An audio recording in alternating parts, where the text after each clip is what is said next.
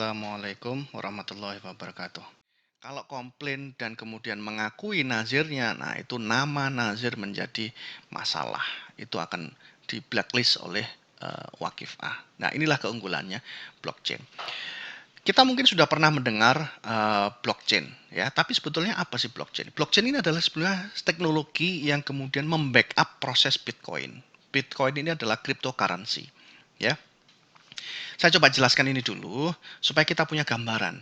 Blockchain itu bagaimana prosesnya, ya. Ini saya coba contohkan di konteks Bitcoin, ya. Kalau nanti di wakaf ya tinggal kurang lebih sama, prosesnya kurang lebih sama. Nanti kalau wakaf ada wakaf token, ya. Wakaf token yaitu ya token gitu ya. Nah, mari kita lihat ini Bitcoin ini. Ini ada abu, ya. A ini abu, ya. Misalnya dia sudah punya 1000 BTC. BTC ini adalah satuan untuk Bitcoin, ya, 1000 BTC. Abu ini kemudian bertransaksi dengan Umar, ya. Umar itu menjual barang 800 yang kemudian disetujui oleh Abu. Abu ingin membeli barang dari Umar, ya. 800 ini adalah satuannya BTC juga. Nah, ketika kemudian Abu setuju untuk membeli barang dari Umar 800 BTC, maka Abu harus menginformasikan keinginan tersebut kepada dua kunci, private key dan public key. Nah, dua kunci tersebut, ya, lewat IT tentunya, itu kemudian yang public key itu kemudian digunakan oleh miners. Miners ini bahasa Indonesianya petambang, ya, orang yang menambang. Tujuannya apa? Tujuannya adalah untuk memverifikasi. Nah, saya ulangi. Ketika Abu itu menginformasikan keinginan dia untuk membeli barang dari Umar seharga 800 BTC di public key maupun private key, transaksi itu dinamakan unverified transaction. Kenapa? Karena hanya Abu yang mengekspresikan keinginannya lewat dua kunci itu tanpa ada orang yang memvalidasi, memverifikasi. Makanya disebut unverified transaction. Kemudian setelah kemudian miners tersebut, tugas miners itu adalah memverifikasi. Memverifikasi apa? Memverifikasi apakah Abu itu punya uang lebih dari 800 BTC. Itu saja.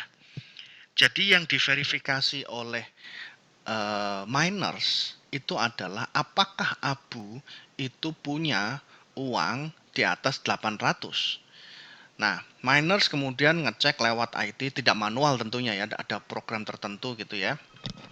Nah, ketika kemudian miners itu melihat bahwa Abu itu sudah terbukti bahwa dia punya 800 atau lebih, maka kemudian transaksinya menjadi terverifikasi. Jadi oh ya ternyata Abu memang punya uang lebih dari 800, maka miners akan memverifikasi transaksi tersebut.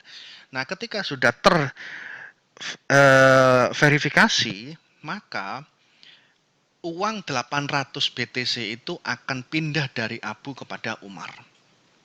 Ya. Dan transaksi itu akan digandengkan dengan transaksi terakhir yang pernah ada di dunia ini. Ya, dengan transaksi terakhir. Berarti sekarang Umar memiliki 800 BTC. Ya. Ini Umar, ya. Nah, kemudian Umar bertransaksi dengan Utsman misalnya.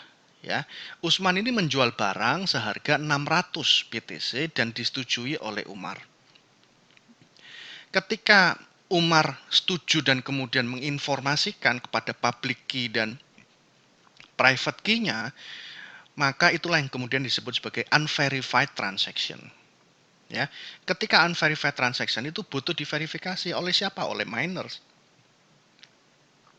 Miners tugasnya adalah memverifikasi apakah Umar punya uang lebih dari 600 BTC. Ya, memverifikasi lewat IT dan ternyata terbukti bahwa ya Umar punya uang lebih dari 600 BTC.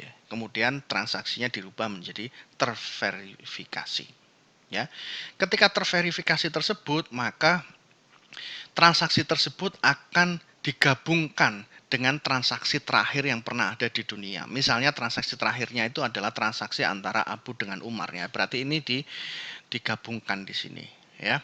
Begitu juga dengan transaksi antara Utsman dengan Ali. Ali menjual harga 400, ya. Kemudian ini Ali nih, sorry, ini nomor 3 ini Utsman ke Ali ini salah tulis nomor 3 ini. Nah, Utsman menginformasikan 400 BTC itu pada dua kunci tersebut, public key dan private key. Terus kemudian diverifikasi, itu unverified transaction, kemudian diverifikasi oleh miners. Miners melihat, iya betul, Utsman punya lebih dari 400 BTC, transaksi itu akan di-lock dikunci dengan transaksi terakhir yang ada di dunia. Misalnya transaksi terakhir ini adalah nomor 2 ini, ya. Nah, ketika dirantai itulah yang kemudian disebut sebagai blockchain, ya, disebut sebagai blockchain. Dan kalau sudah dirantai seperti ini, maka transaksi itu tidak bisa diulang, tidak bisa di reverse, ya. Melakukan dibatalkan itu tidak bisa karena uangnya sudah masuk ke rekening partner, gitu ya. Nah, apa keuntungannya?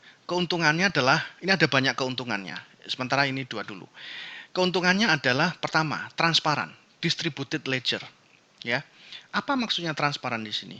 Karena setiap informasi tersebut, ya, transaksi tersebut, encrypted code tersebut itu akan disebarkan kepada semua anggota. Kepada semua anggota. Jadi mengurangi kemungkinan ada moral hazard dan sebagainya. Misalnya begini, saya beri analogi, ya.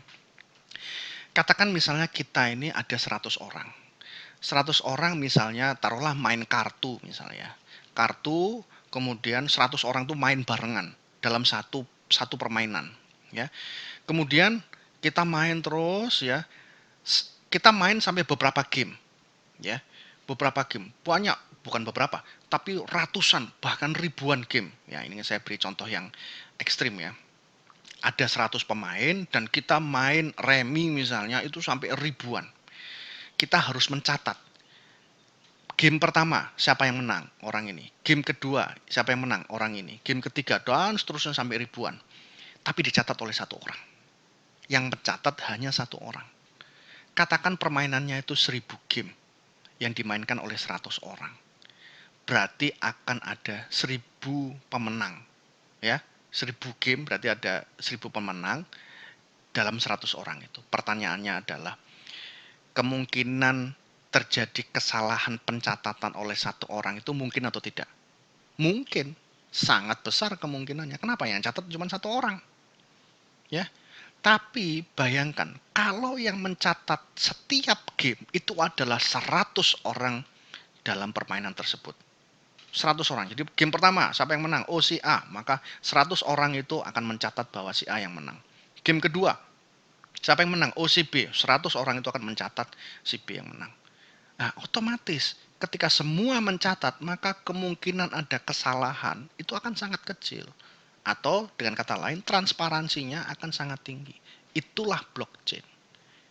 Blockchain itu setiap transaksi itu akan diinformasikan. Kodenya itu akan diinformasikan kepada semua user. Tapi jangan harap user bisa tahu itu kode enkripsi itu isinya apa, ya. Itu susah sekali untuk kemudian diketahui, ya. Itulah kemudian yang keuntungan dari blockchain itu adalah transparan. Yang kedua itu adalah keamanan. Keamanan kenapa? Karena kita pakai digital, ya. Kalau kita pakai uang fisik, ya kita bayar pakai uang cash misalnya. Uang cash itu kemudian kita berikan jual beli gitu. Kalau dalam perjalanan kita ke toko dan uangnya itu jatuh misalnya, ya sudah hilang uang kita. Tapi kalau uang itu digital, ya maka kita tidak perlu bawa uang cash. Kalau misalnya HP kita itu hilang pun, ya kita beli HP baru, terus kemudian mobile bankingnya kita masukkan, kemudian otomatis ya harus diblokir dulu, kita harus ngomong banknya dulu untuk diblokir supaya tidak dicuri orang. Kemudian kita retrieve lagi, ya kode-kodenya gitu, uang kita nggak hilang, ya karena itu uang digital, ya. Oke, sementara ini dulu, nanti kita akan sambung pada part kedua. Terima kasih. Assalamualaikum warahmatullahi wabarakatuh.